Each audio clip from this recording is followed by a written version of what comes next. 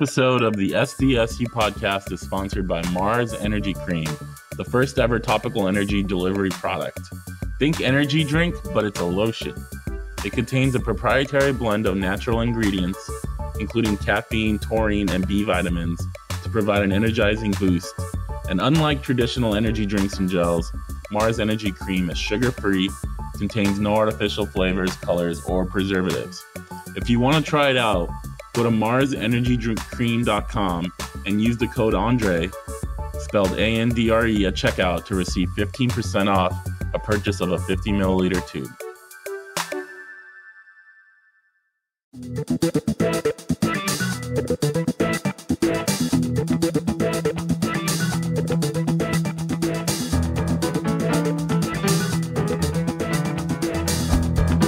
You are listening to the SDSU podcast presented by the East Village Times with your hosts Andre Hagberdian and Paul Garrison. Welcome, listeners, back to another episode of the SDSU podcast. I'm your host, Andre Hagberdian. Today's episode is a basketball one as we get to interview sophomore forward Elijah Saunders. Elijah was a true freshman last year as the Aztecs made a run to the Final Four and eventually the national championship game before losing to UConn. He played limited time on the court last year as the team had, very experienced, very talented bigs, playing 9 deep. Elijah at times was like that 10th guy that would get some time. Maybe with some injuries or some foul trouble, but for the most part, it was a development year for him. As you will hear with the interview that we did, he's made a lot of changes, a lot of improvements, a lot of mindset changes, I guess you could call it, heading into his sophomore season, which could be a big one for him. Obviously, as always, Paul Garrison joined me on this interview along with Tron at Aztec Breakdown, as you guys are well aware of his work and his podcasts and things so forth. So we appreciate him joining us as well. So let's get to the interview with Elijah. And then afterwards, Tron, Paul, and I will be back to give you some of our takeaways. We want to welcome San Diego State basketball player Elijah Saunders to the podcast. How are you doing today? Good. I want to say thank you guys for having me on. I really appreciate it. Yeah, definitely appreciate you taking the time as well. I know you just got out of practice. Fall practice got in the swing of things this week. For the off season, how has that gone for you? And, what was your biggest focus as as last season ended and, got into the summer? This summer was really went really well for me. Got to go back home for a couple months, really focus on some things that I feel like I need to work on. For me, I feel like, a lot of my things I need to improve on weren't really just on the court. I really feel like I need to work on, my mentality and my approach to each day, each play, some self-confidence things, building that back from, not really playing much last year and, still feeling like I'm a really good player and things like that. But the off season was really good for me. Locked in on my body, lost some weight. At the end of last season, I was probably around 260. I went all the way down to 228 at one point. Right now, I'm probably in that 235 range, 235 range. But this off season was really, really good for me. Can you actually, the weight thing is an interesting thing. What made you decide to lose that much weight? What was the hardest part about shedding that weight? And, was it diet changes that kind of went into that, or was it more workout schedule changes? I would say it was a mix of all of those. After the season ended, I remember one day we went into lift with Landry, our former strength coach, and I think I was like 257 on the scale. This was like bright in the morning. Hadn't had anything to eat yet. So I was probably around 260. And when I got home, my dad, he was also wanting to lose some weight. So, we just kind of, had a little competition, see who could lose weight. And really just focusing on my diet, and being more active, during the tournament and during the end of the season. I really wasn't working out that much. I was really just watching the games. So, I was practicing, but not as intensely. I feel like that's when I got up to 260, and I wanted to lose some weight, to begin with. I wanted to be around 235, and that's where I am right now. So, um, it's been good. Who won the competition between you and your dad? That's such an unfair competition. Oh, me. He couldn't even compete with me in terms of cardio, but I feel like I think he's lost around 20 pounds. So it was good for the both of us. I think like when old dudes lose weight, I think it's like dog years, right? You multiply that by 7, right? Is that how that works? But Elijah, what have you noticed? In terms of being lighter, what have you noticed in terms of your game? How has it changed, explosiveness, etc.? I would just feel like I feel kind of how I felt in high school. In high school, I was probably 240-ish in that range. I just feel fast. I feel explosive, a lot more fast and explosive than I felt at the end of last season. So really just feel quicker on the court. Feel like my conditioning is a lot better than where I was. So just overall, I just feel better. And from the videos that the schools put out, some photos, your physique is resembling, what we see in the NBA. How much did doing everything that you did to get to the weight that you wanted to play, like how much of that was because you were trying to do everything you can to reach that ultimate dream and play professionally? I would say that has everything to do with it. My goals I have for basketball, realizing what it takes, to be in the best shape you can be. It comes down to everything. So, me realizing that this year I'm gonna be in a bigger role, and seeing that for myself, knowing that I'm gonna have to be ready for that. Last year I'll admit I kind of got complacent at times and kind of feeling like, I'm not gonna play anyway. So, it didn't really matter to me, but just seeing all these guys, AG, Kishad, and Nate, and Jaden last year, watching them play and watching how hard they had to play in their physiques, just feeling like I have to be ready.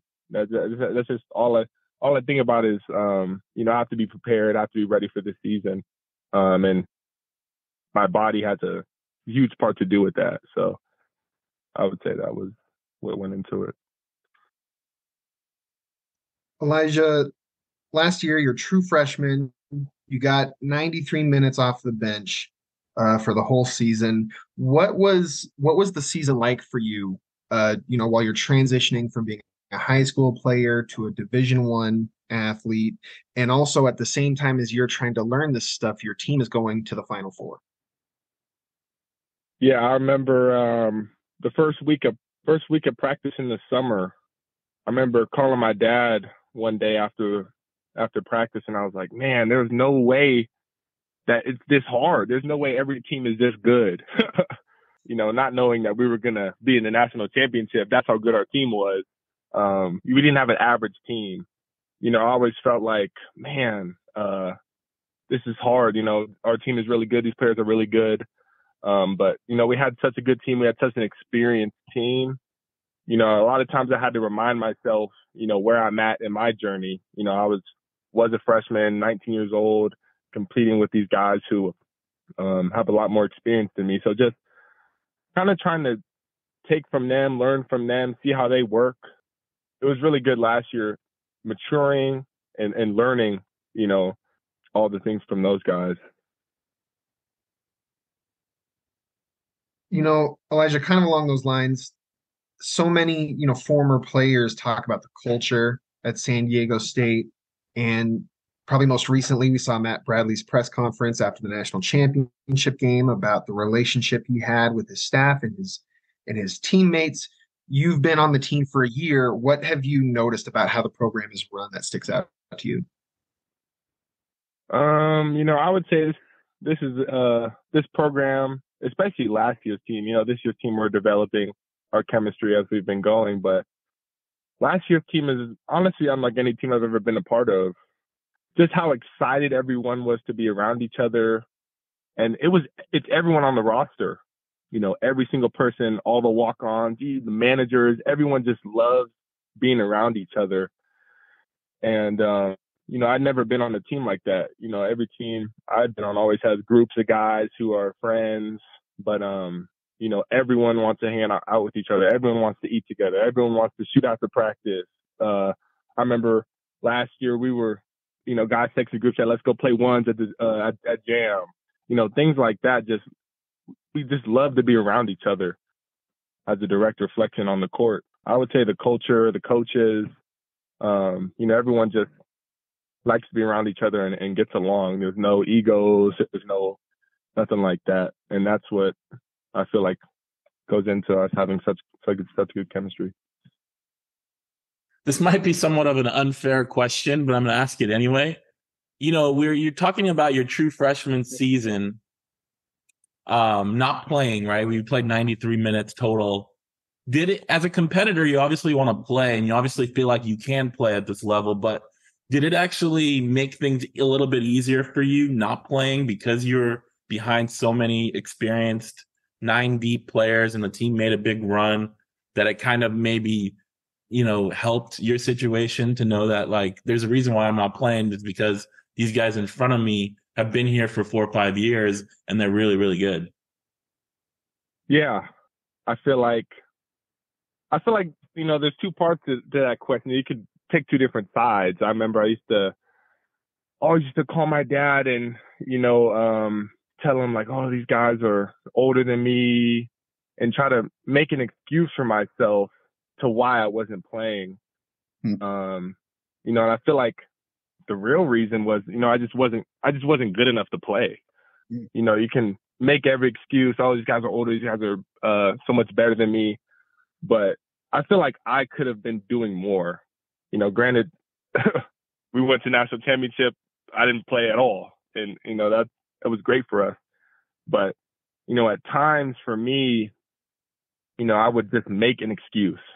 I felt like I would make the excuse that the guys were older and more experienced and things like that. And, my dad would tell me, you got to be better. It's not all that you're just the young guy on the team at your position. Try not to make that excuse. But it was really good. Learning from, especially the guy that sticks out to me the most is AG. His feel, his timing.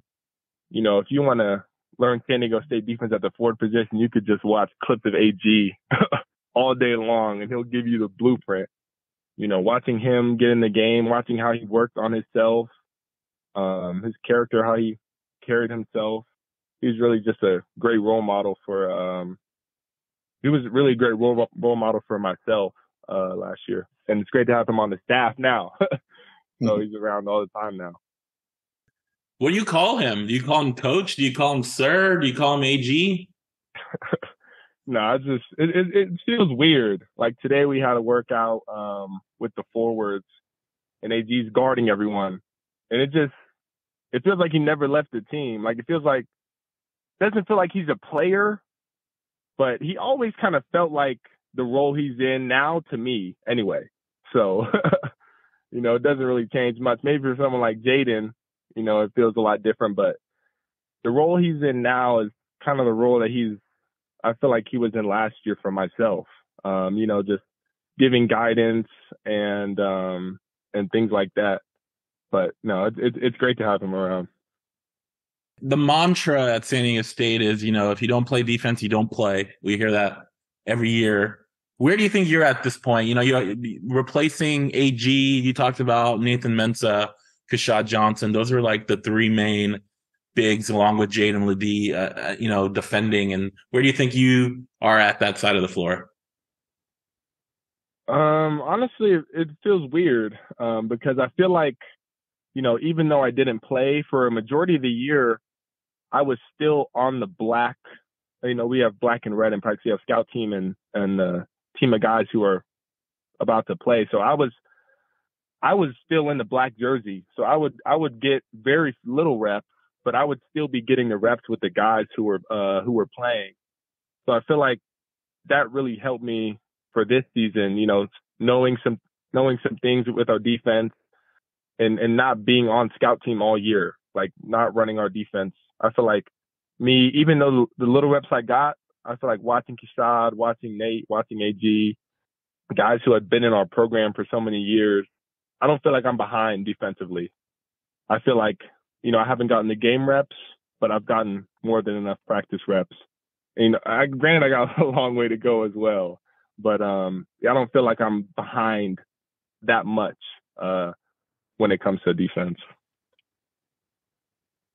I'd love to pick your brain about some players, around you. One of them, Boise State's Tyson Dagenhart. He'll likely be the conference preseason player of the year. You'll be matched up frequently against him. He's someone who is physically similar to you. What have you seen from his game and the success that he's had in the Mountain West?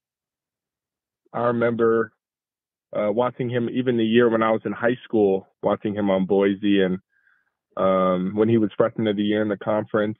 But, I love his game.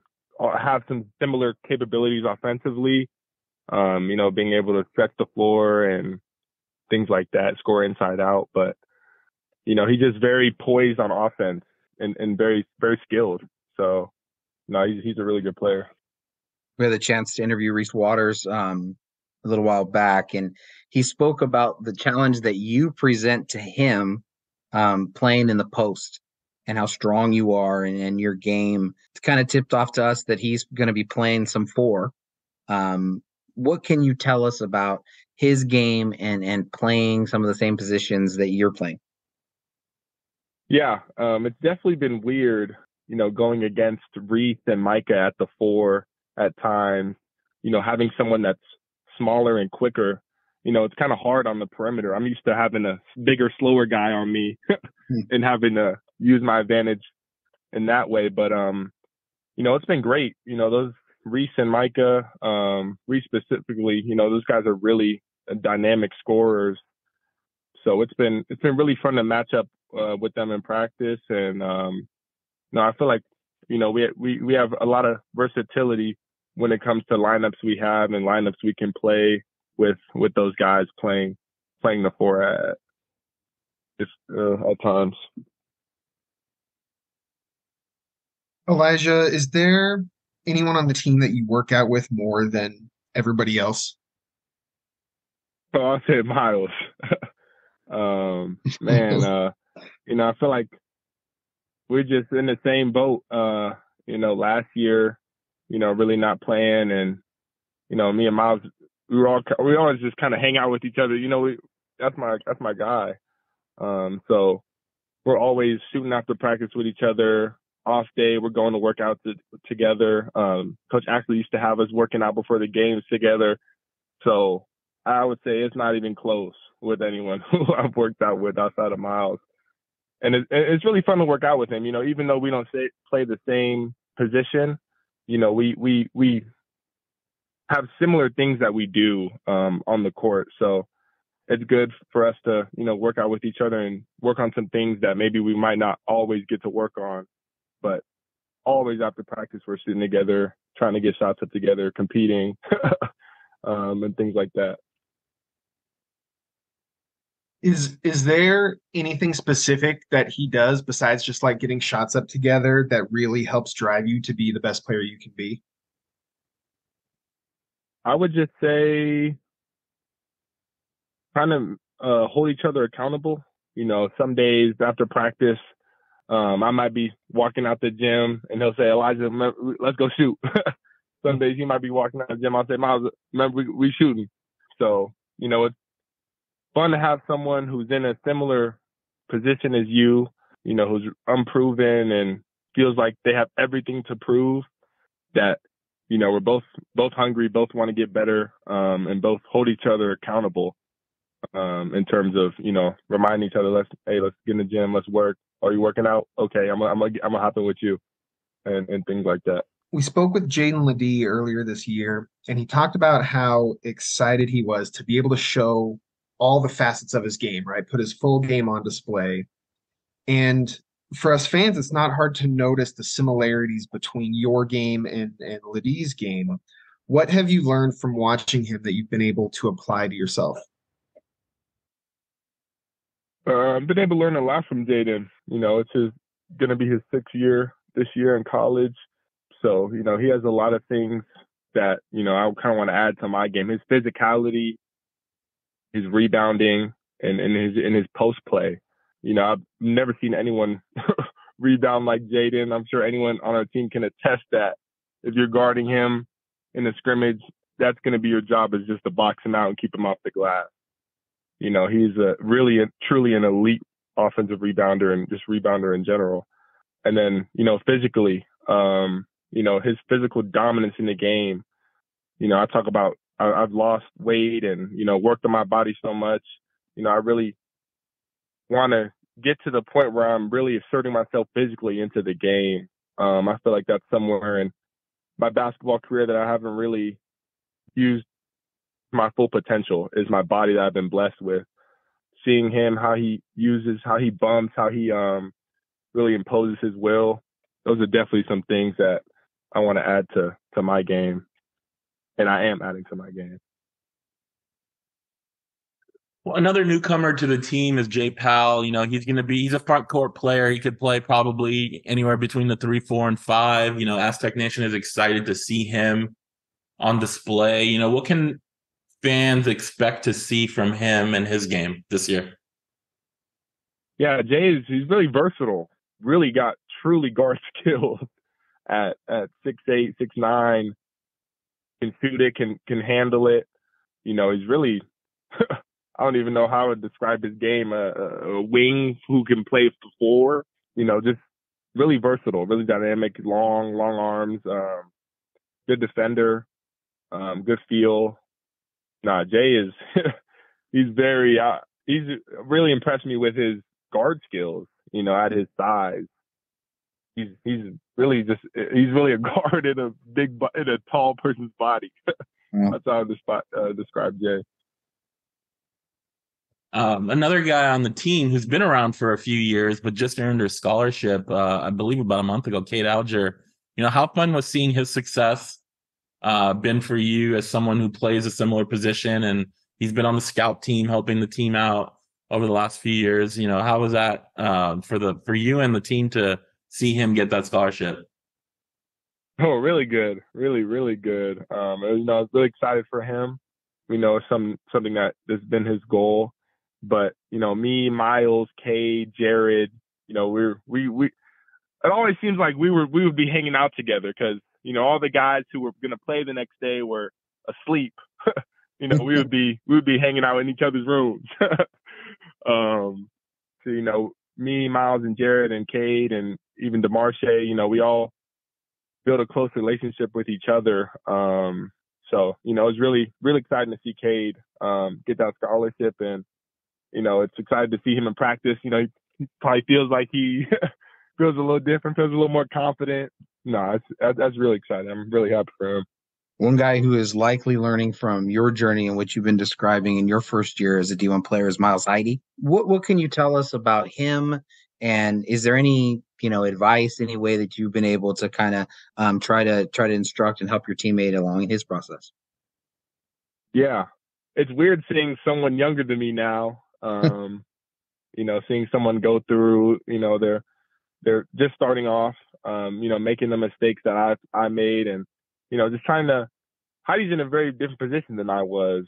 There's a lot more opportunity that he has than I feel like I had, and he needs to be ready, and he's going to be ready. But Heidi has a big time motor, good rim protector, has a good feel. Heidi's really impressed me with his effort. Like, he's always trying to block shots at the rim, trying to go after the ball, trying to really guarding Jaden in practice. Not backing down from that challenge. So just, my biggest advice to him would just be, keep going. It's easy as a freshman to always get your head down when you make a mistake because you make so many mistakes. But, just first time doing it, try to be better, keep trying to improve, and don't get too down on yourself when you have a bad day. Good advice. Your dad played basketball at Arkansas State. What can you tell us about your dad's game, and what impact has he had on you developing into a D1 player?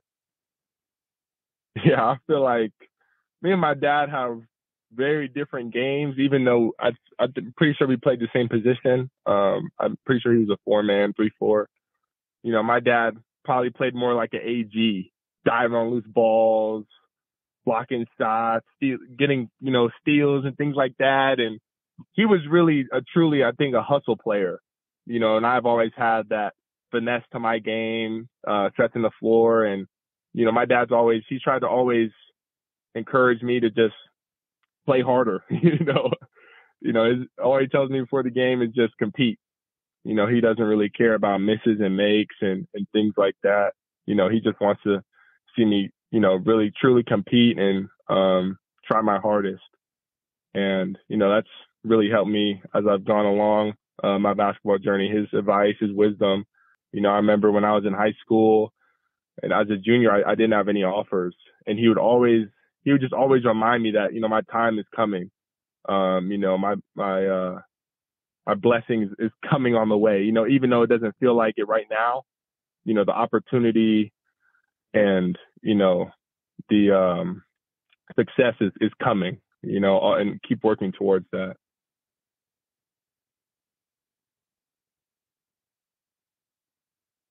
Elijah, there were some power conference schools that were recruiting you, especially on the East Coast. What was your deciding factor in choosing San Diego State? I would say location, and I say location that's just because of my mom. When I would go on visits, we went to Notre Dame and Miami. She was bringing up all these crazy ideas of how to get to games and how to come and see me, and it was just a lot.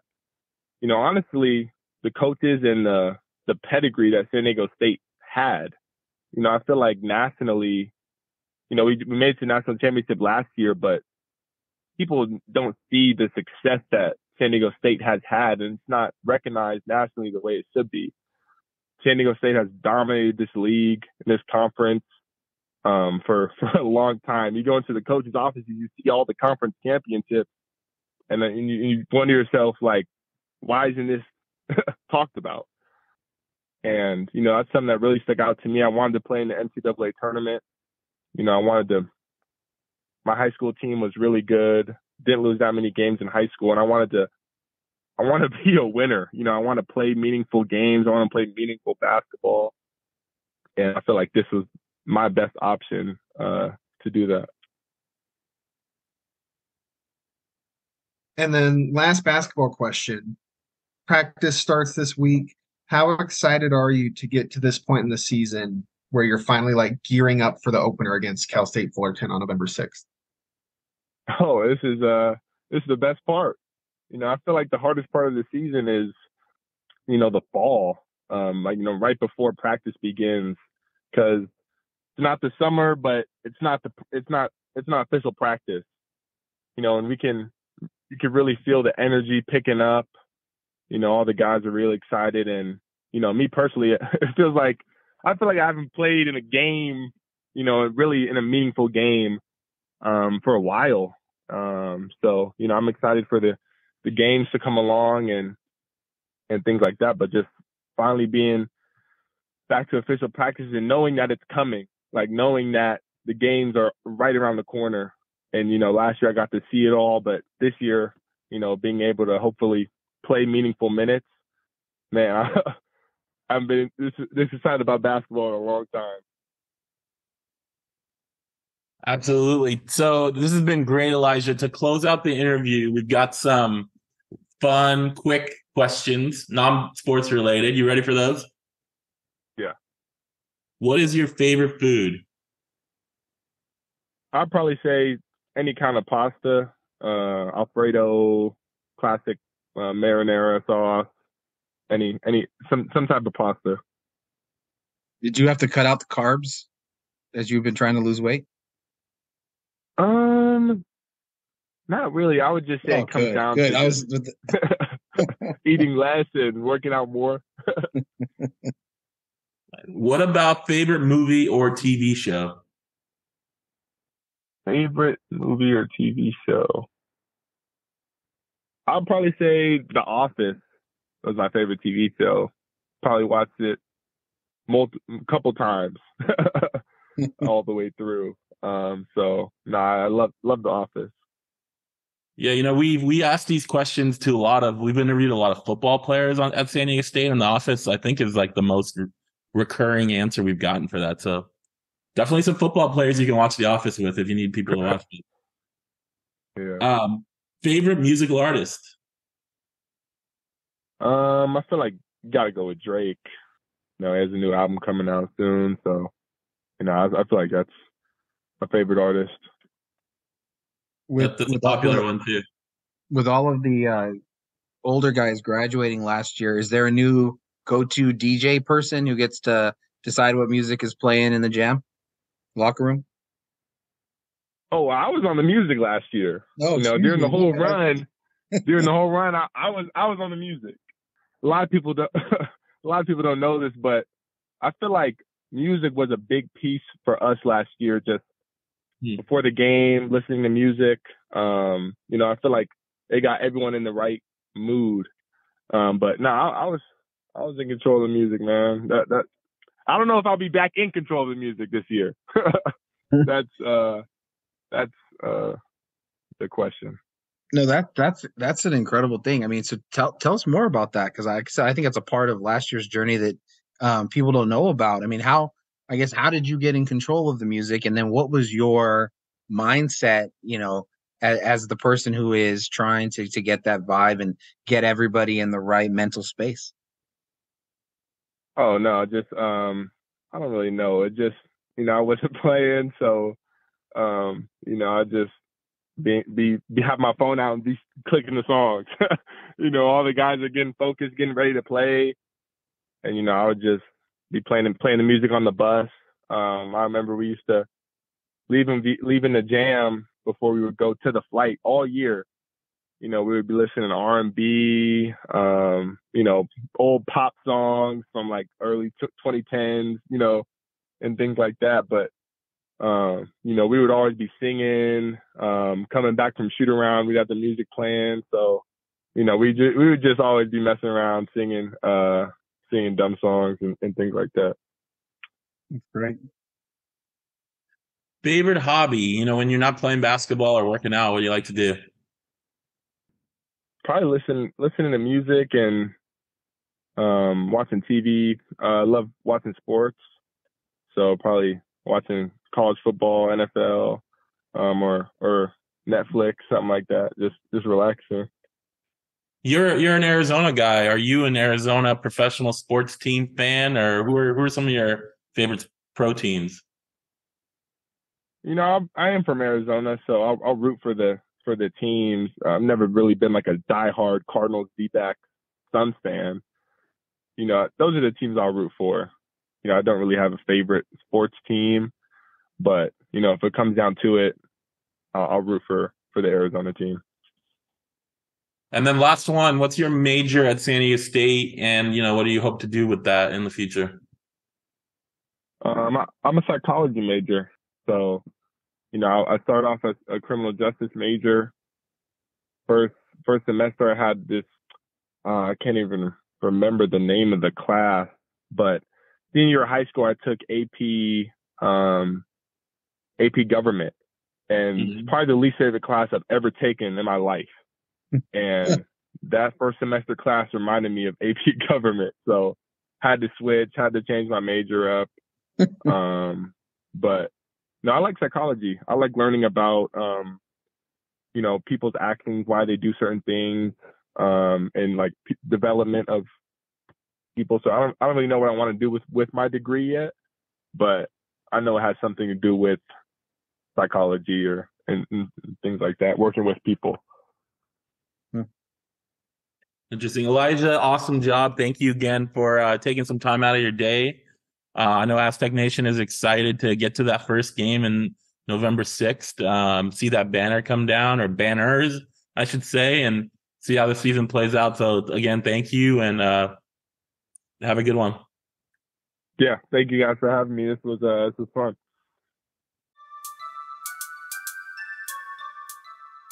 Episode of the SDSU podcast is sponsored by Marz Energy Cream, the first ever topical energy delivery product. Think energy drink, but it's a lotion. It contains a proprietary blend of natural ingredients, including caffeine, taurine, and B vitamins, to provide an energizing boost. And unlike traditional energy drinks and gels, Marz Energy Cream is sugar-free, contains no artificial flavors, colors, or preservatives. If you want to try it out, go to marzenergydrinkcream.com and use the code Andre, spelled ANDRE, at checkout to receive 15% off a purchase of a 50 milliliter tube. Guys, that was Elijah Saunders. We talked to him, what he thought about how his last season. The first thing you have to take away from that is his honesty. Talking about, I'm not playing at the end of the season. I let my weight get up because I wasn't working out as much. I love that honesty. And then, obviously he did something about it right away. And, he said he lost about 32 pounds. I think he gained maybe 5 pounds back, but he's at 235. I loved hearing that honesty from him. What do you guys think? I agree. I thought that when the very, very last question, when he kind of put a bow on everything and he's like, oh, I'm a psychology major. It's like, oh, everything makes sense now. Just how thoughtful he was, and how, like a person who is into psych and understands those things, just everything was a little bit deeper than just the surface, and the fact that he could analyze himself, he could know himself and say, it may not have been something that he was completely verbalizing, but he did kind of take it easy because he did see the people who were in front of him. Admitting, I think as a competitor, admitting that someone else is better than you is, again, it's the honesty, but it's also really powerful because, I think a lot of these young guys come in, and I mean, he's a huge recruit. I mean, he's top 100 and everything. And to come in and to be like, oh, I got to be better. And to have that aha moment, seeing those guys, I thought was just really good. And the music, I mean, there's so many different ways that he brought in that area of study, and you could see, why he's attracted to it. Yeah, very, very honest, very genuine. Seemed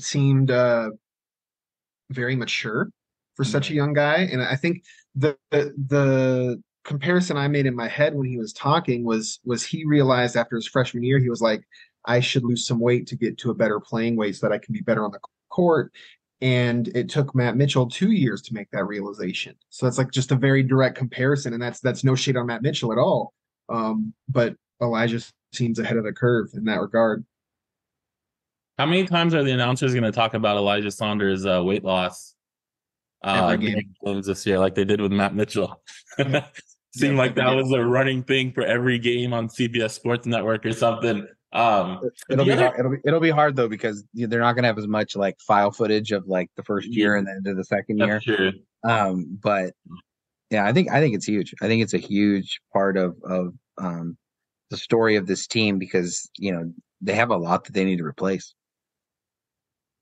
I think it's interesting. Like, we've talked to Elijah, we talked to Jaden Ledee, and we talked to his dad, right? Mm-hmm. And then you got Miles Bird's dad was a basketball player. So a lot of these guys have dads or fathers that were basketball players. And so, it's interesting picking their brain and hearing them talk about how their dads have affected or impacted their development as basketball players, because they have, they almost have had a coach their entire lives 24/7, that some of the other players might not have had. So I think that helps with the maturity, as not just as a basketball player, but as like speaking and talking the game, I guess.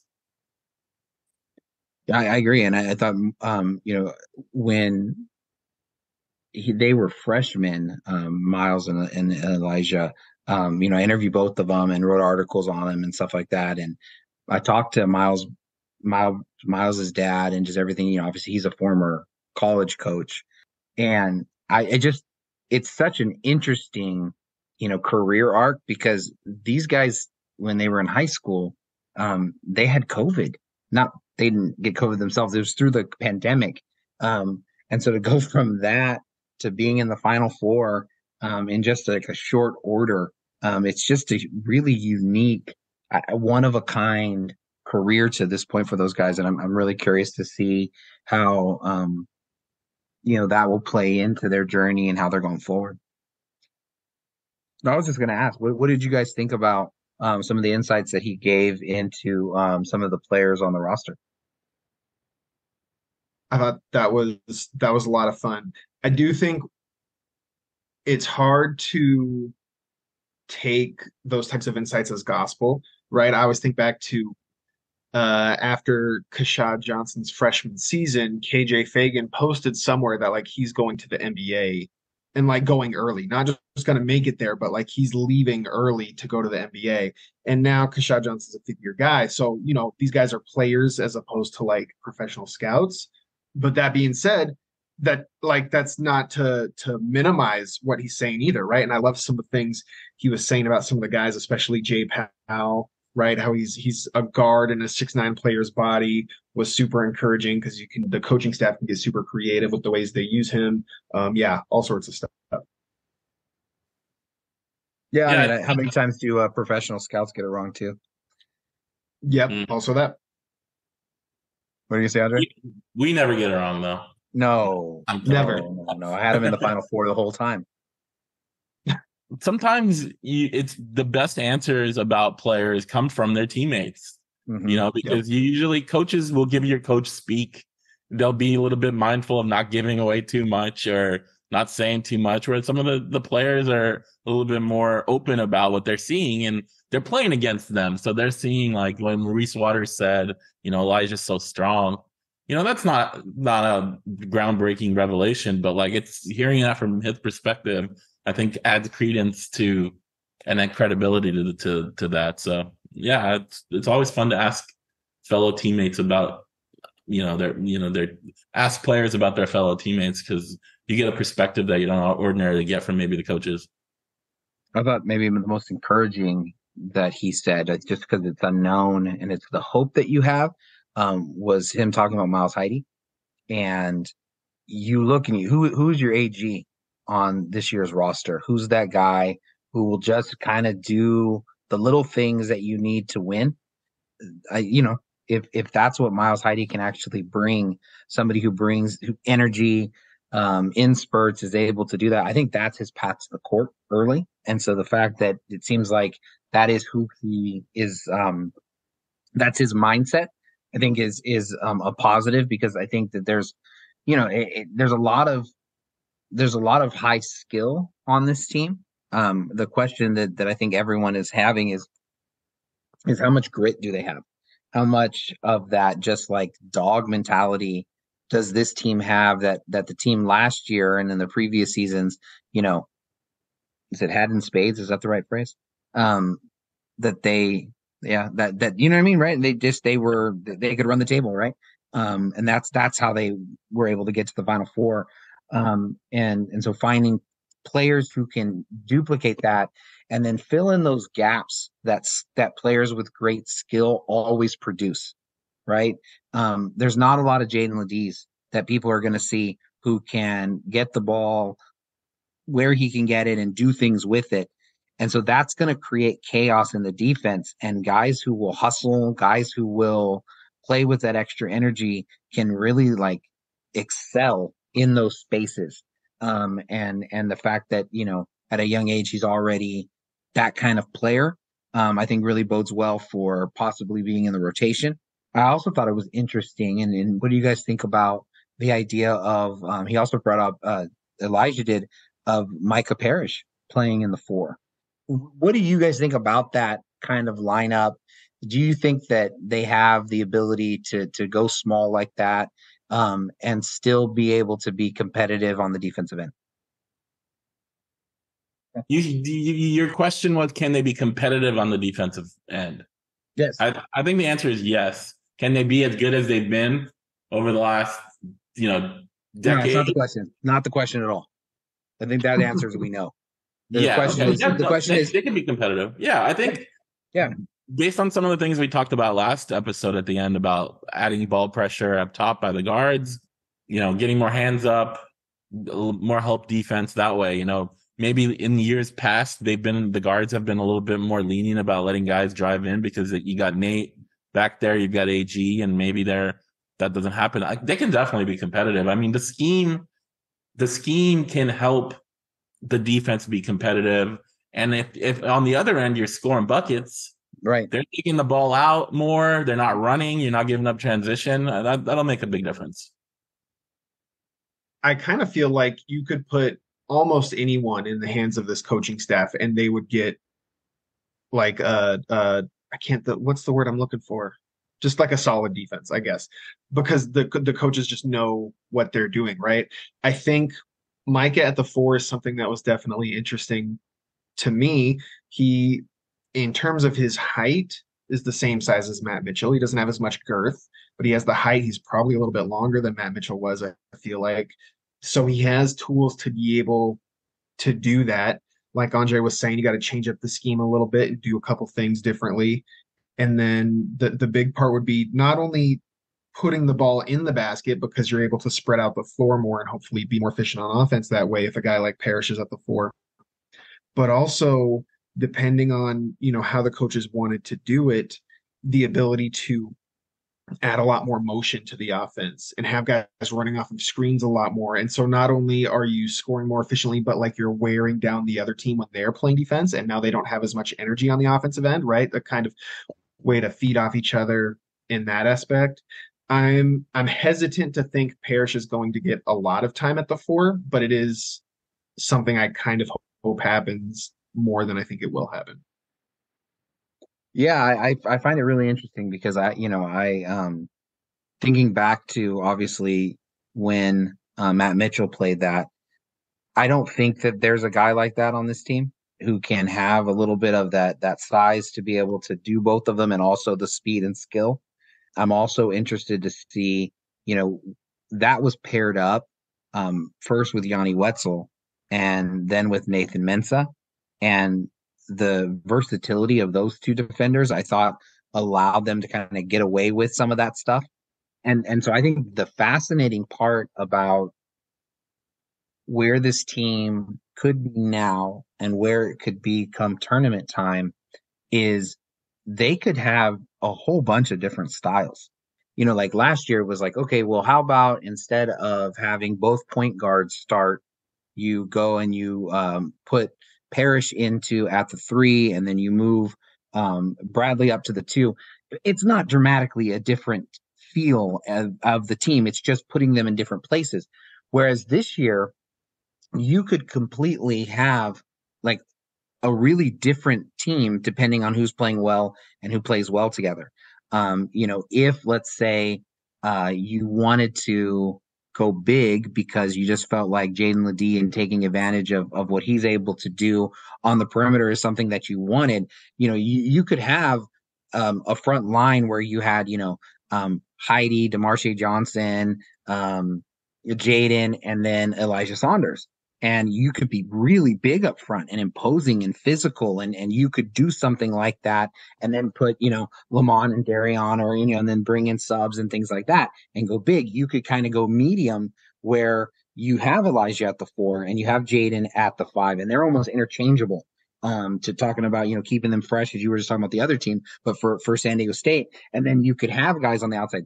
Flip side of that is you could go long and you could figure out how to get, and we should have asked Elijah this question because Miles Bird looks 7 foot in every picture that they've taken online. But you could play him at the 2, and you could play, you could have what we just talked about at the 3-4 with, Micah, and there's just so many different styles. And the way that it can actually develop, I think, is really fascinating because I can't remember an Aztec team, except maybe the 30-2 team, only because you just didn't know who was there. But I think where they can play so many different styles and there is so many options. And the question I think becomes, are they going to be really good at a lot of things, but what is it that they can become great at to keep at the level that San Diego State basketball has developed? Talking about defense, the thing that does concern me a little bit, if you go back and watch, I think it happened to a certain extent, like in the FAU game when they got down a little bit early, but more so even in the Mountain West Championship game against Utah State when the Aztecs got down, they were playing a drop coverage to start that game, which means the big man, the center, right, Nathan Mensah or Jaden Ledee last year, is kind of staying in the paint on ball screens rather than switching them. And Utah State was just eating it alive and just scoring every time down. And once after, I think it was the second TV timeout, they started switching on defense, and that's what was able to get the Aztecs back in. Ledee definitely put in a lot of effort on there. Nobody is Nathan Mensah, so I'm curious to see, do they use that drop coverage more? And then if they do, are they going to be better at it? Like, were they maybe not as good because they had practiced switching all the time and they didn't rep the drop coverage as much? That's something that's really interesting. Just on top of like those lineups that you were talking about, that's always something that's in my mind, is like, who is the big and what coverage are they using with the big? Because that center position seems kind of thin. Yeah, and I think going with that, another thing that they may just decide to do is, depending again how they do that with Ledee, like let's say they think that Saunders is better at staying in front of a guard. When they come down court and they're playing in the pick and roll, you just intentionally put Saunders on their 5 and you're comfortable with what he can do defensively if they decide to go into the post and try to bully ball and do that. But then you're also comfortable, and that's the switch that you're better with. And then, you want Jaden being there for the defensive rebound. You don't want him to be outside on the edge, and so he's on the backside doing other things. I mean, so there's just so much that they can do in that. It's just fascinating because we can all say, oh, it's like this, it could be like this, what about this, what about this, what about this? But I think this coaching staff has earned the benefit of the doubt because they do always eventually get better. But it's really fun. And I know, from those of us who like to watch the game from that strategic standpoint, they're going to enter that game against Cal State Fullerton or, the exhibition game.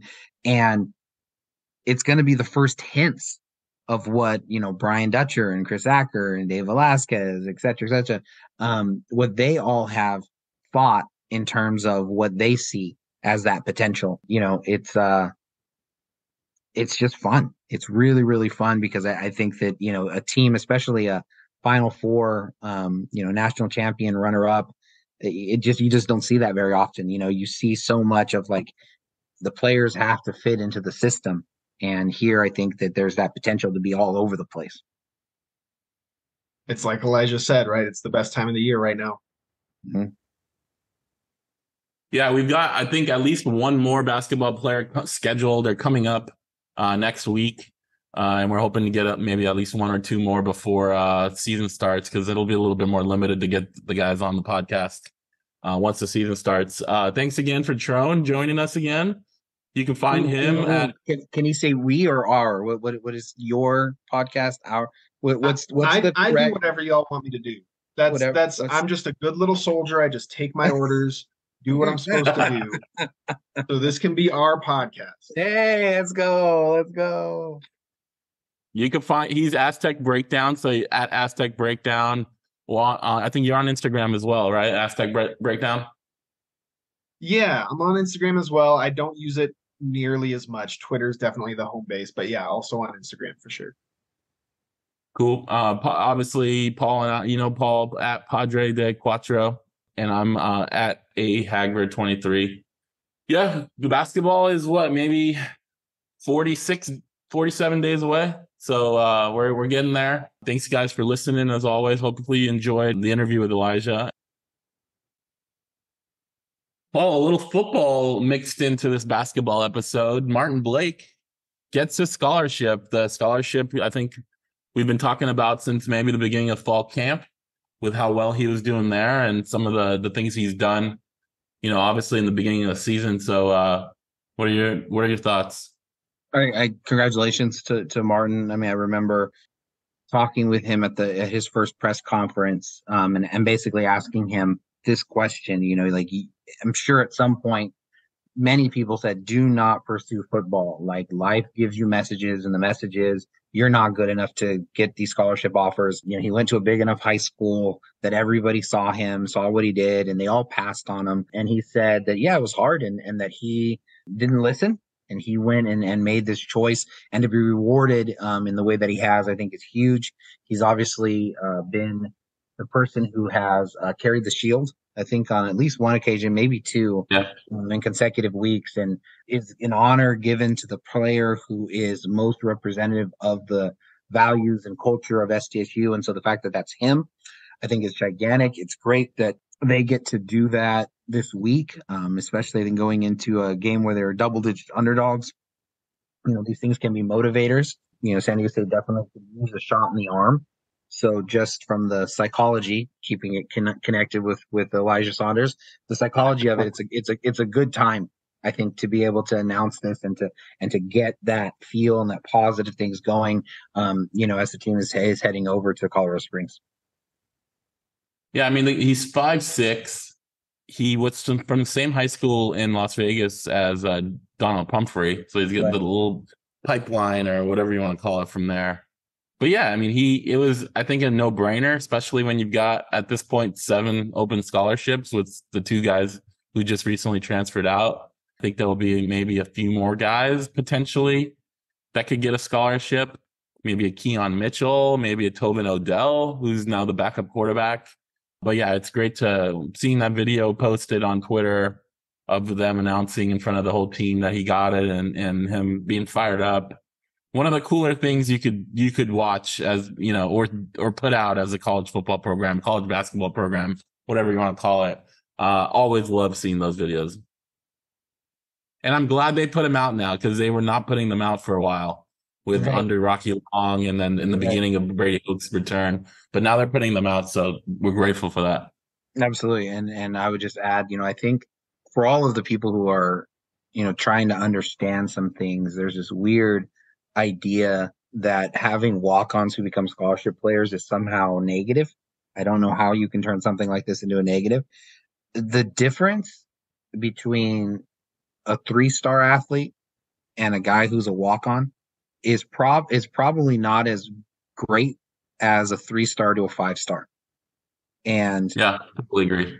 And so I think that, when somebody doesn't have the measurables and doesn't check those boxes, like Martin Blake, you can see why he would be overlooked. There isn't this one skill that you're just like, oh, this is the thing. But as we were talking about, as you alluded to in the first part of the comments, he just kept making plays. And you're just like, well, at a certain point, if you're productive on the field, like, who cares what the package is? It's hard to bring down.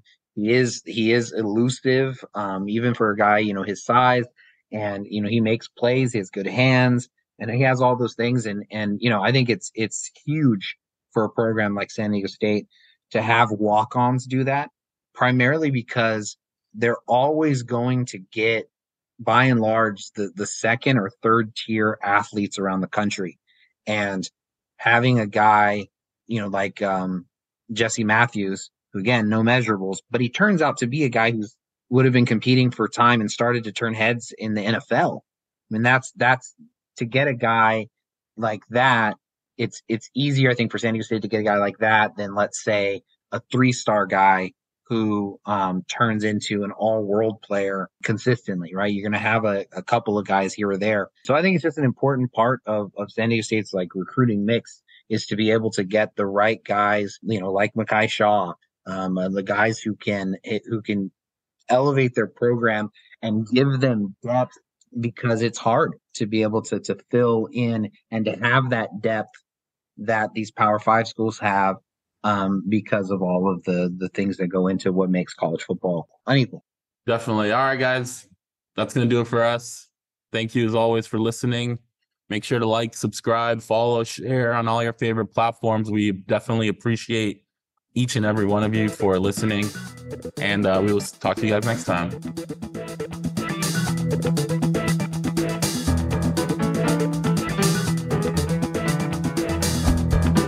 You are listening to the SDSU podcast presented by the East Village Times with your hosts Andre Hagberdian and Paul Garrison.